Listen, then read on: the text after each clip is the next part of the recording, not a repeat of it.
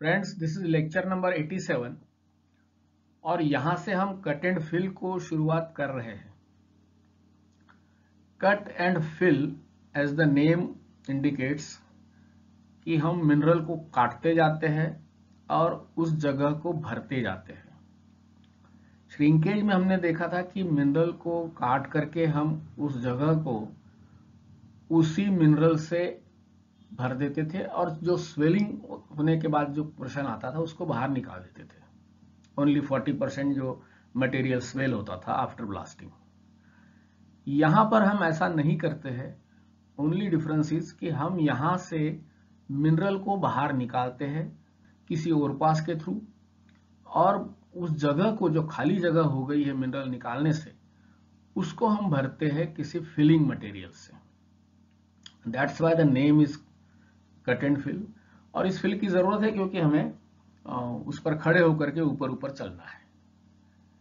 So in this lecture also I may have used some material from internet, so I am deeply grateful to those sources. Cut and fill वैसी ही सूरत में इस्तेमाल होती है जैसे आपका श्रिंकेज है, क्योंकि यहां पर भी देखिए कि जो बैक है, जो छत है, वो एक बहुत बड़े स्पैन में, यानी हैंगवॉल से लेके फुटवॉल तक अनसपोर्टेड रहती है। यहां पर भी सपोर्ट की ज्यादा गुंजाइश नहीं रहती है, और ये भी एक ओवरहैंडिंग मेथड है। जाहिर है मिनरल ने नीचे जाना है और नीचे के लेवल से उसको हैंडल करना है या ड्रॉ करना है। तो यहाँ वॉल रॉक की अपेक्षा जो मिनरलाइजेशन है उसका स्ट्रांग होना ज्यादा जरूरी है। It should be at least moderately strong.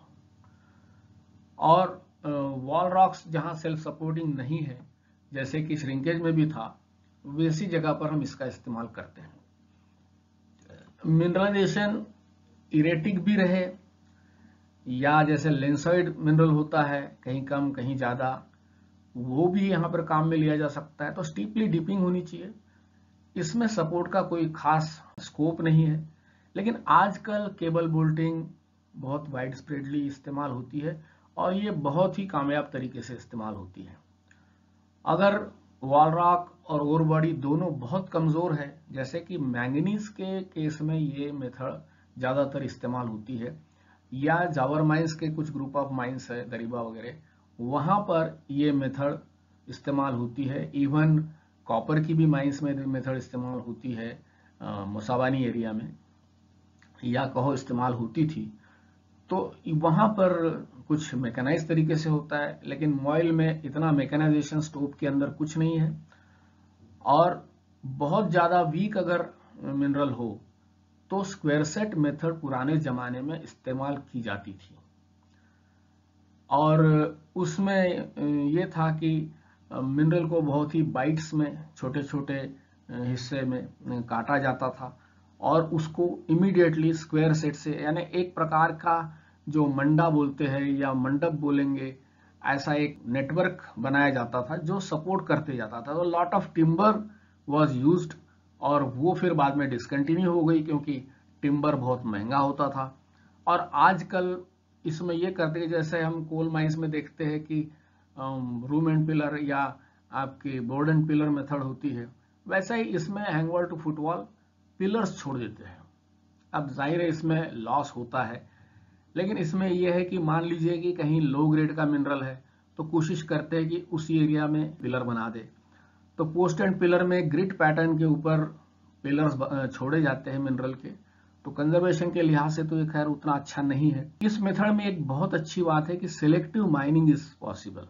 मान लीजिए कि श्रिंकेज के अंदर कोई बैरन पैच आ जाता था, तो उससे तो आपको नीचे से ही निकालना था, उसकी कोई गुंजाइश नहीं थी कि हम उसको सेपरेटली निकाल सके, and that created dilution of grade. लेकिन यहां पर सिलेक्टिव माइनिंग जो है दैट इज पॉसिबल, कि पोर्शन को हम वैसे कि वैसे वहीं छोड़ सकते हैं बैरन में, और उसको उस फिल के अंदर ही दबा सकते हैं। तो ये बैरन पोर्शन को हम वहां निगोशिएट कर सकते हैं। That is the greatest advantage of this method. और इवन ओर को सॉर्टिंग कर सकते अगर मैनुअल मेथड है तो। मैकेनाइज में तो जाहिर है ये संभव नहीं है। इसमें मैकेनाइजेशन संभव है अच्छा बड़े स्टोप्स हो, और ऊपर जो होल लगाते जाते हैं वो जरूर शॉर्ट होल्स होते हैं। कोई जैसे मॉडर्न मेथड्स है सब लेवल स्टोपिंग, उसमें जितने लंबे होल होते उतने नहीं होते, लेकिन ऐसी ही वर्टिकल ड्रिलिंग की मशीनें इस्तेमाल होती है जिसमें कुछ अपवर्ड होल लगाए जाते हैं, जहां तक पैरेलल पैटर्न ही इस्तेमाल करते हैं, और उसको फ्री फेस के अगेंस्ट में ब्लास्ट करते हैं, और स्टोप के अंदर एलएसडी जैसे बड़े बड़े लोडर्स भी चलते हैं।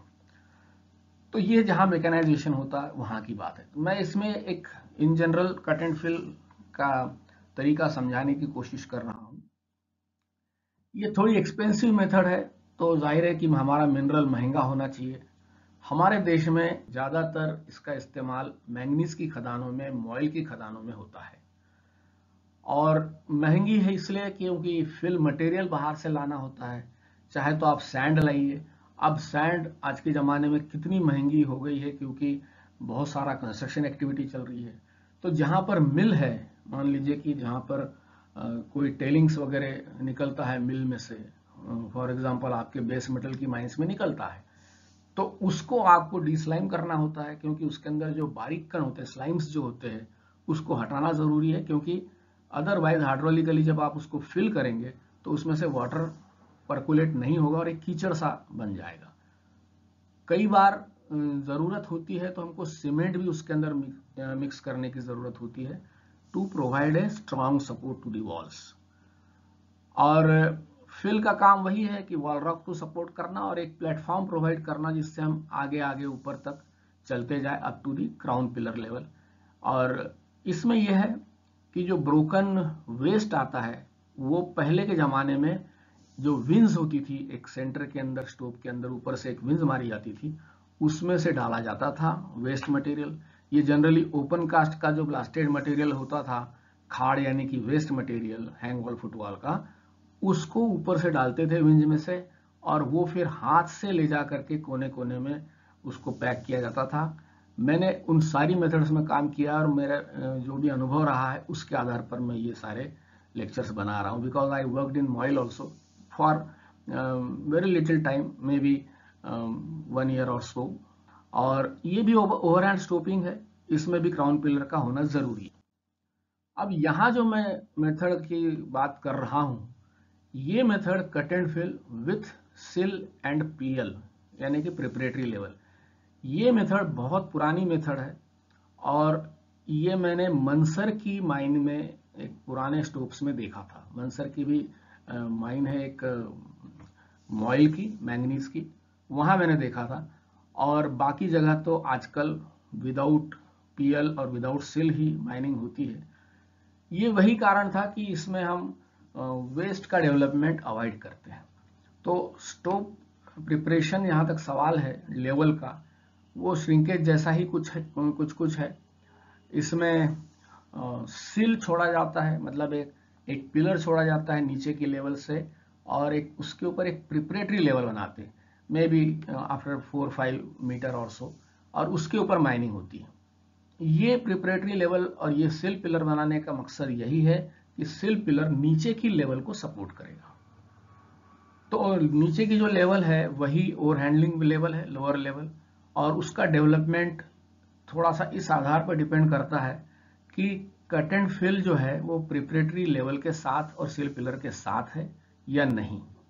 बाकी rest of the operation same है। अगर सिल पिलर छोड़ा जा रहा है तो समझ लीजिए कि एक ही ड्राइव वहां बनेगा नीचे, दूसरे ड्राइव्स का खर्चा बचा लिया जाएगा। और अगर वो विदाउट पीएल है तो फिर आपको एक एक्स्ट्रा ड्राइव बनाना होता है, क्योंकि नीचे के ड्राइव को हम वैसे ही काट के खत्म कर देते जैसे हम श्रिंकेज में करते थे।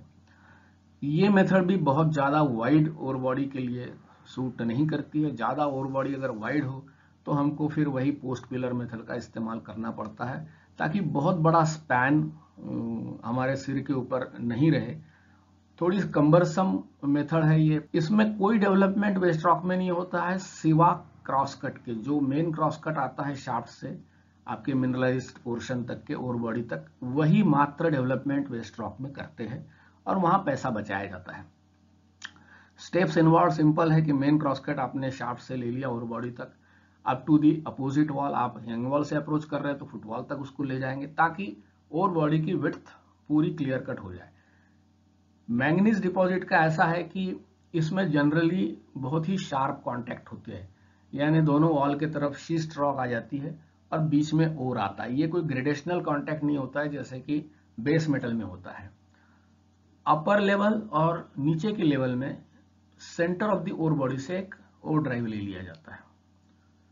ओर ड्राइव जो नीचे ओर के अंदर बना है लोअर लेवल में, यही एक्सट्रैक्शन ड्राइव का काम करता है, यही हॉले ड्राइव का काम करता है। और इसके वही डिसएडवांटेजेस है जो श्रिंकेज में होता था कि आगे के जो स्टोव्स है जो आपके शाफ्ट से दूर है, वो स्टोव्स में अगर माल भरना हो गया है और यहाँ का माल भरा जा रहा है तो वो उसको शिफ्ट करने में बड़ी दिक्कत होती थी। बहरहाल इसमें यह है कि सेपरेट डेवलपमेंट किसी किस्म का नहीं किया जाता है। जैसे कि हम श्रिंकेज में छोड़ते थे वैसे ही 40-50 मीटर पे depending on the rock mechanics people advise rib pillars छोड़ जाते थे। रिप पिलर स्टोव की बाउंड्री को डिसाइड करते थे। अब आपने स्टोव को दोनों तरफ से रिप पिलर छोड़ दिए है और ऊपर नीचे आपने ड्राइव लगा दिया है, ऊपर नीचे मेन क्रॉस कट है और बॉडी आपने उस ड्राइव से एक प्रकार से एक्सप्लोर कर दी है अलोंग द लेंथ, और मेन क्रॉस कट से आपने उसकी मोटा मोटी थिकनेस भी प्रेडिक्ट कर ली है। उसके बाद में जो स्टोव है उसके सेंटर में करीब करीब या जैसी भी सुविधा हो एक विंज बनाई जाती है। विंज यानी कि करीब 2 मीटर बाय 2 मीटर की या उससे भी छोटी एक ऐसा कुआं। ये कुआं अपर लेवल से नीचे की लेवल तक पूरा नहीं आता है, ये जनरली प्रिपरेटरी लेवल जो है आपकी वहां तक आता है जो generally centre of the stove में होता है। और इस विंज का मकसद यही होता है कि नीचे से जो हवा आएगी वेंटिलेट करते हुए स्टोव को विंज से निकल जाएगी। कई बार इसको स्टैगर्ड भी करके रखते हैं ताकि वेंटिलेशन ऑफ द स्टोव पूरे लेंथ में हो जाए। उसके बाद में यह है कि ओर पासेस बनाए जाते हैं from the bottom level to the preparatory level. ओर पास, अब ये ओर पास मतलब एक छोटी सी रेज है और मैनवेज भी बनाए जाते हैं। उसी के बगल में मैनवेज रहती है, ओर पास और मैनवेज कोई बहुत दूर नहीं रहती है। और ये दोनों प्रिपरेटरी लेवल तक आते हैं नीचे की लेवल से, अगल बगल में ही होते हैं। और इस रेज में से जो मैनवे है वहां सीढ़ियां लगाई जाती है, प्लेटफॉर्म लगाए जाते हैं, उसके ऊपर से चढ़ करके लोग स्टोव में घुसते हैं। और जो ओर पास है वो भी प्रिपरेटरी लेवल तक आता है और उसको कुछ ऐसा कॉलर बना दिया जाता है जो प्री फैब्रिकेटेड चीजों का भी हो सकता है या वहीं पे बनाया जाता है।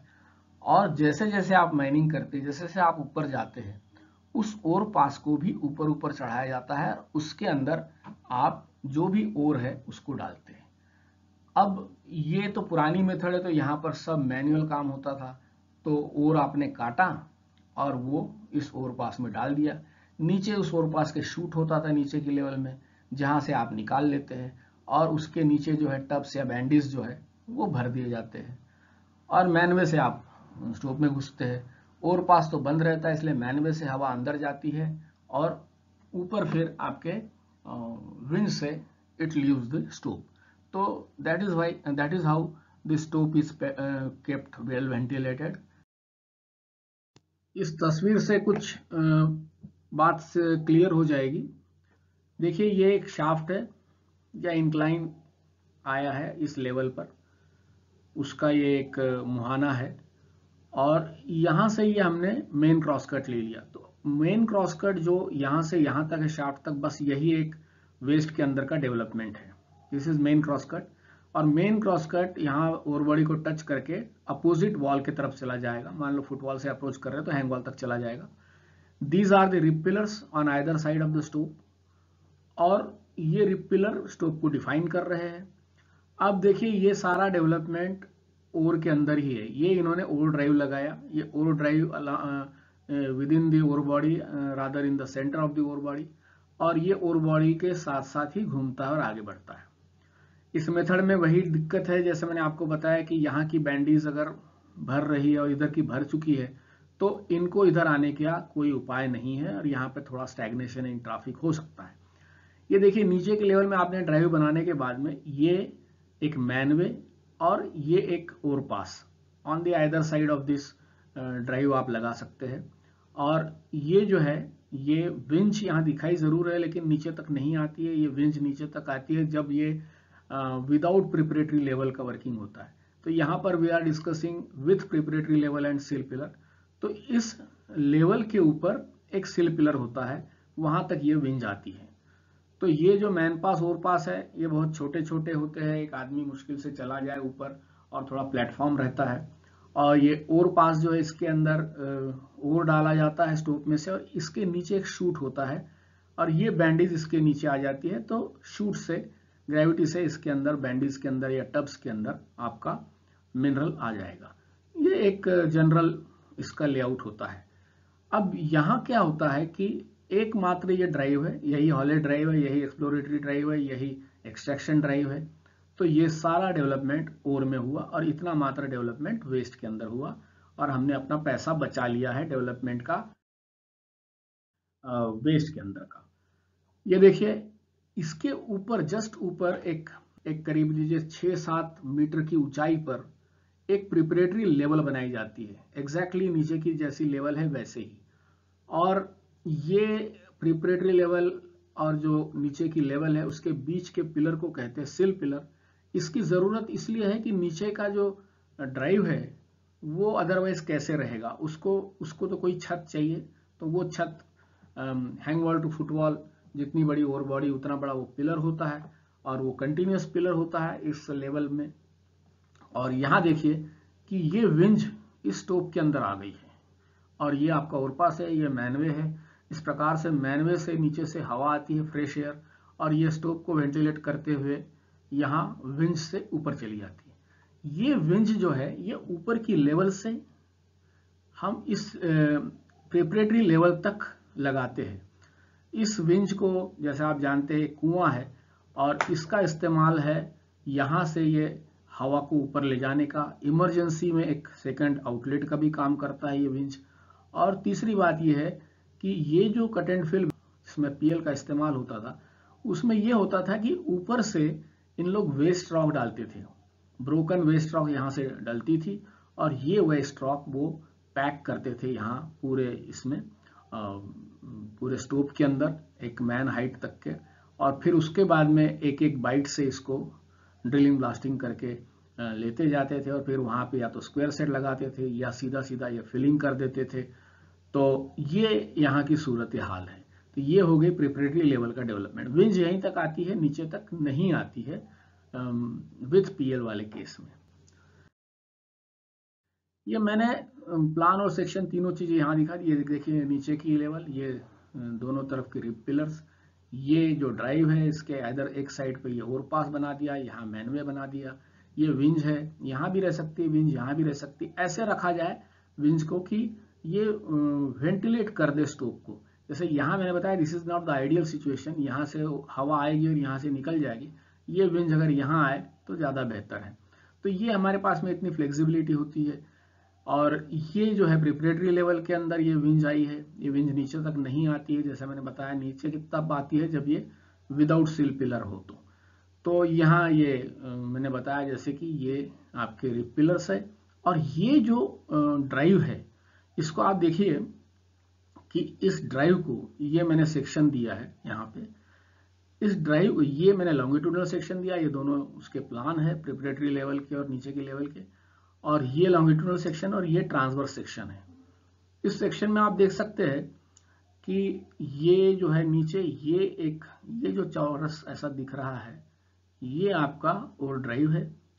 और इस ओर ड्राइव के दोनों तरफ ये जो मैनवे और ओवरपास है, ये मैनवे और ओवरपास, ये मैनवे और ओवरपास ये दोनों प्रिपरेटरी लेवल तक गए। अब ये आपने पहले प्रिपरेटरी लेवल एक लगा दिया, एक ड्राइव जैसा लगा दिया centre of the over body में, फिर उसको आपने स्ट्रिप किया। स्ट्रिप करने के समय जितना भी मटेरियल निकला वो आप इस ओवरपास से नीचे डालेंगे। ये जो प्रिपरेटरी ड्राइव है इसको आप स्ट्रिप करके इसके अंदर डाल देंगे। उसके बाद में होगा क्या कि ये जो ओवरपास और मैनपास है इसको ऊपर ऊपर बढ़ाए जाते हैं। कंक्रीट का इसको एक रिंग जैसे बनाते जाएंगे या स्टील रिंग भी लगाई जाती है कई बार ओवरपास के अंदर। और इसको तो चौरस रखा जाता है ताकि स्पेस यूटिलाइजेशन ठीक से हो, लैडर रहेगी तो। और यहाँ पर ये इसको कंक्रीट से ऊपर ऊपर ले जाते हैं और इसको जस्ट फिल के थोड़ा ऊपर रखते हैं। अब ये जो फिल है वो यहाँ से आता है, कोई भी मेथड हो फिल यहीं से आता है, विंज से। विंज एक सेकंड आउटलेट का भी काम करती है। और ये फिल या तो इसको हाइड्रोलिकली भरे, लेकिन पुराने जमाने में ये जिस मेथड की हम बात कर रहे हैं इसके अंदर तो ये पैक किया जाता था लोगों के द्वारा। ऊपर से वेस्ट आता था ब्रोकन और वो इसको पैक करते थे और इस प्रकार से this is how they used to reach to the crown pillar. और ये क्राउन पिलर इसलिए जरूरी है, ऊपर की लेवल को भी हमको मेंटेन करना है। और यहाँ तो बिल्कुल मेंटेन करना जरूरी है क्योंकि यहाँ पर ऊपर की लेवल से भी काम रहेगा और आप ऐसा नहीं छोड़ सकते, तो इसको एक सपोर्ट का भी काम करता है।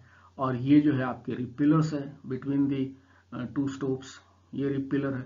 ये कोई ये टू दी स्केल प्लान नहीं, एकदम हैंडमेड प्लान है। और ये देखिए ये सिल पिलर है, ये प्रिपरेटरी ड्राइव पीडी लिखा हुआ है, ये मैनवे और ये और पास, ये सिल पिलर ये भी हटना नहीं है क्योंकि इस ड्राइव को भी प्रोटेक्ट करना है। और ये भी क्राउन पिलर हटना नहीं क्योंकि इस ड्राइव को भी प्रोटेक्ट करना है। तो this is how this working is carried out. I hope this is clear to you. Please subscribe to the channel. Thank you for watching.